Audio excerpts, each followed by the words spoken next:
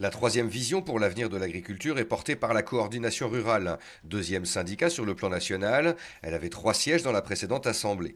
Installée en grande culture et élevage ovin, la tête de liste croit en une représentativité de toutes les productions et cultures qui doivent vivre de la vente et non des primes. On parle de l'agriculture conventionnelle, on parle du bio, mais il existe aussi l'agroécologie, l'agriculture de conservation des sols, et toutes ces techniques-là vont dans le sens de l'amélioration de l'environnement, et c'est ce qui est très très important. Il faut changer le logiciel par rapport à ce qui s'est fait depuis une quarantaine d'années et recentrer notre agriculture sur quelque chose de vrai. Et parmi les chantiers des chambres d'agriculture, selon la coordination rurale, mieux communiquer pour changer l'image et encourager la production française respectueuse de l'environnement. La coordination rurale a fait une intervention l'année dernière sur les ports de Saint-Nazaire, et ils sont allés prélever un échantillon de soja qui arrivait d'Amérique du Nord, et donc il s'est avéré que c'était donc du soja OGM, alors que nous en France nous avons interdiction de cultiver des OGM,